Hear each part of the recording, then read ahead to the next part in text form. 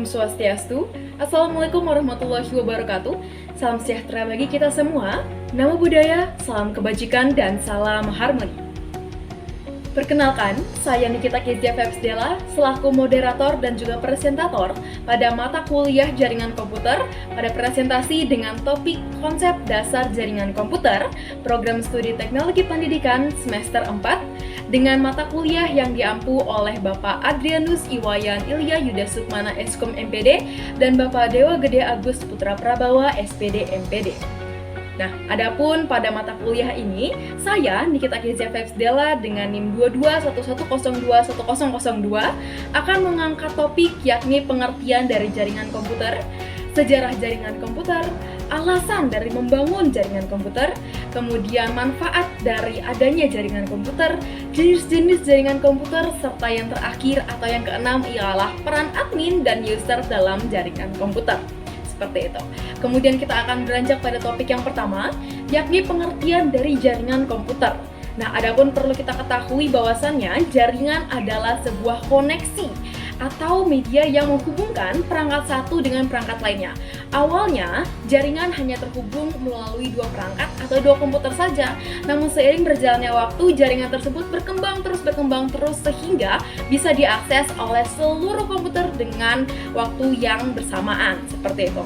Nah, berdasarkan penjelasan terkait jaringan yang telah saya paparkan, dapat kita simpulkan bahwasanya jaringan komputer merupakan koneksi antara dua atau lebih komputer, yakni autonomous atau saling terkoneksi melalui kabel atau tanpa kabel yang biasa kita sebut dengan wireless. Bisa kita highlight bahwasannya jaringan komputer merupakan koneksi antara dua atau lebih komputer, seperti itu. Jadi jaringan terkait dengan koneksi. Adapun jaringan komputer terdiri dari link dan juga node. Ada beberapa sistem koneksi antar node. Yang pertama ialah peer-to-peer dan yang kedua ialah client-server. Namun sebelum kita beranjak, ada beberapa kata kunci lain yang dapat kita pelajari dalam jaringan komputer ini. Yang pertama terdapat service atau layanan. Kemudian yang kedua ialah klien atau penerima layanan. Yang ketiga ialah server atau pemberi layanan, seperti itu. Dan hal ini akan selalu kita lihat ketika membahas jaringan komputer, seperti itu. Nah, kemudian yang kita bahas selanjutnya ialah apa itu peer-to-peer dan juga client server. Seperti ilustrasi yang terpampang pada presentasi, peer-to-peer merupakan jaringan yang terdiri dari beberapa komputer yang saling berkoneksi dan setiap komputer tersebut bisa berfungsi sebagai klien maupun server. Jadi bisa saling bertukar data dengan waktu yang bersamaan. Nah, adapun client server merupakan sebuah jaringan atau unit komputer yang hanya bisa memberikan layanan dan hanya bisa menerima layanan. Jadi tidak bisa melakukan kedua hal tersebut secara bersamaan seperti peer-to-peer. Kalau misalnya peer-to-peer, komputer A dan komputer B bisa saling bertukar data dan menerima data. Di pada client server, satu komputer hanya bisa sebagai server atau memberi data. Kemudian komputer lain hanya bisa menerima data tersebut, seperti itu. Setelah kita mengetahui definisi dari jaringan komputer, selanjutnya kita akan membahas apa sih sebenarnya sejarah dari adanya jaringan komputer.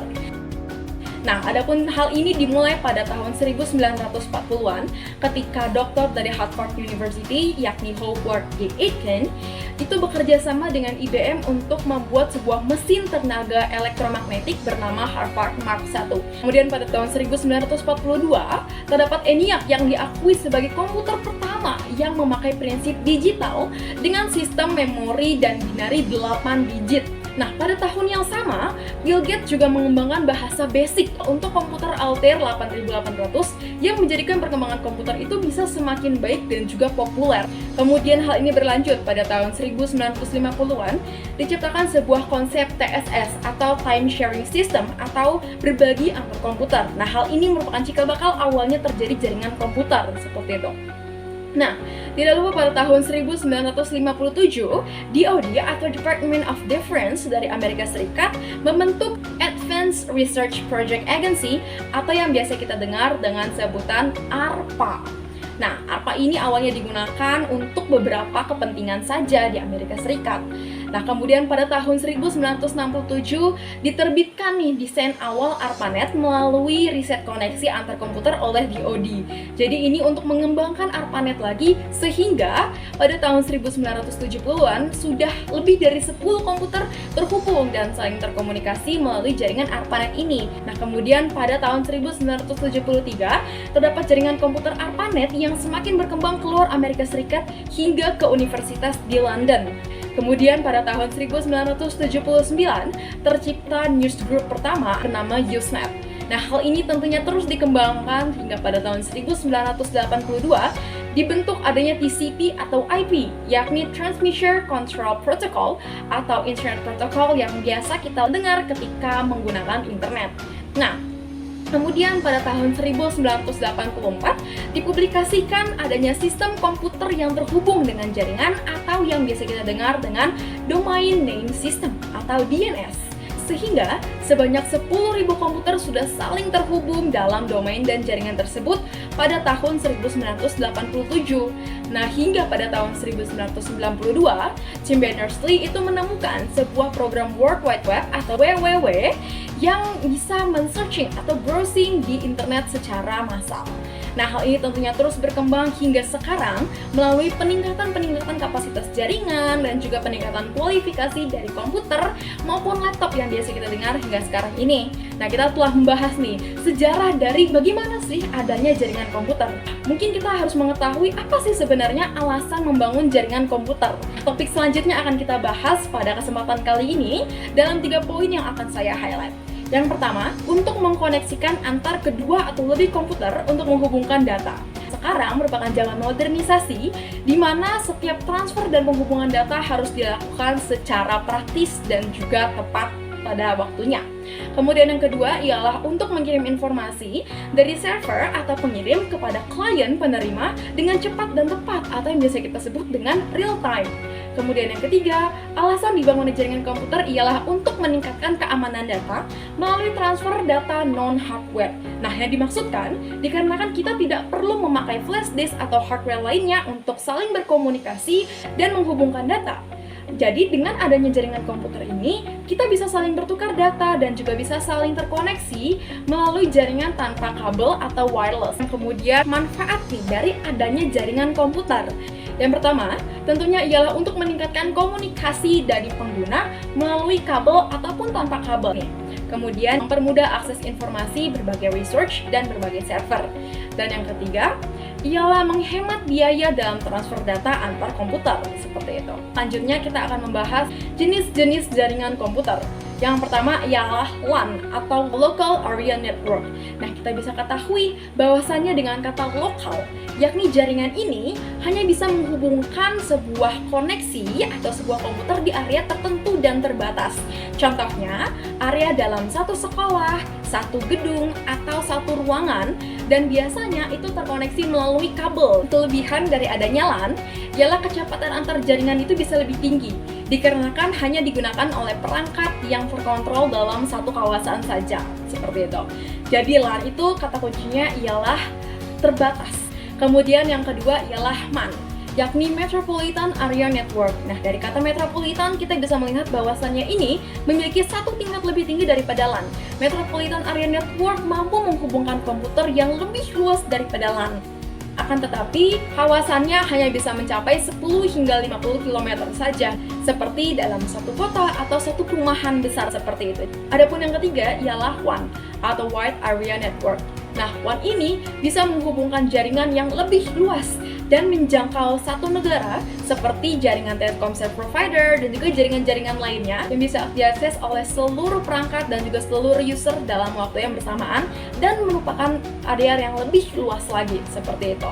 Nah, WAN ini mampu menghubungkan cloud dari berbagai penyimpanan dan pusat data dan waktu yang sama seperti itu. Beberapa jaringan satelit yang ada dalam WAN itu adalah satelit VSAT, kemudian satelit Nusantara 1 dan lain-lain. Selanjutnya terdapat internet. atau interconnected network yang biasa kita dengar ketika kita ingin browsing atau saling menghubungkan komputer satu dengan komputer lainnya tanpa menggunakan kabel. Adapun interconnected network ini menghubungkan berbagai perangkat secara global di seluruh dunia menggunakan TCP atau IP seperti yang telah saya jelaskan pada sebelumnya bagian sejarah dari jaringan komputer. Adapun Onno W. Purbo mengemukakan bahwasanya internet itu merupakan media proses komunikasi yang menghubungkan perangkat ke berbagai aplikasi atau resources secara real time dan tidak terbatas dalam ruang dan waktu. Dan kemudian yang terakhir terdapat VPN atau Virtual Private Network. Nah, hal ini tentunya sering sekali marak di kalangan anak muda, bahkan setiap orang yang menggunakan perangkat dalam menghubungkan jaringan antar komputer seperti itu.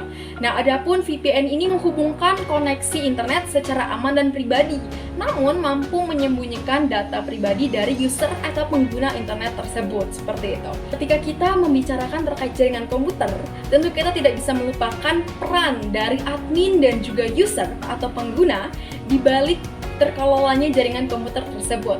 Nah, ada pun beberapa peran admin. Yang pertama ialah mengatur koneksi jaringan antar komputer. Kemudian yang kedua ialah memonitoring kapasitas jaringan antar komputer seperti jaringan dalam LAN, jaringan dalam MAN, dan lain-lain. Kemudian yang ketiga ialah melakukan perbaikan bila terdapat troubleshoot dalam jaringan komputer seperti itu. Nah, bisa kita ketahui bahwasanya admin ini adalah pihak yang mengelola jaringan komputer dan yang melakukan perbaikan serta maintenance terhadap sebuah jaringan komputer yang digunakan oleh khalayak bebas. Dan kemudian peran user dalam jaringan komputer diantaranya adalah mengakses layanan server atau provider sehingga ia bisa mengontrol dan menentukan keefektifan dari jaringan komputer tersebut seperti itu.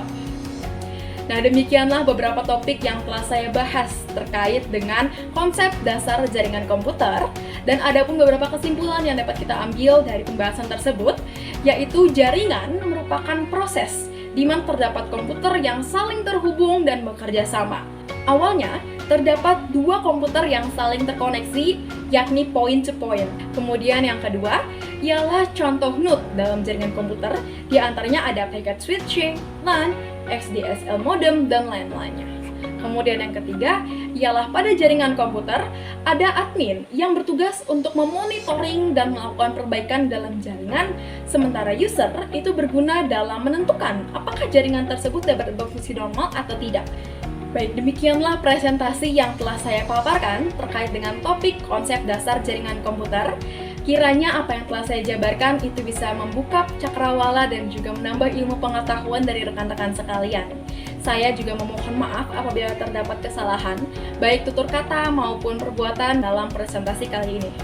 Baik, atas perhatian yang telah diucapkan, saya ucapkan terima kasih dan Om Santi, Santi, Santi Om. Shalom. Wassalamualaikum warahmatullahi wabarakatuh. Salam sejahtera bagi kita semua. Namo Buddhaya, salam kebajikan, dan salam harmoni.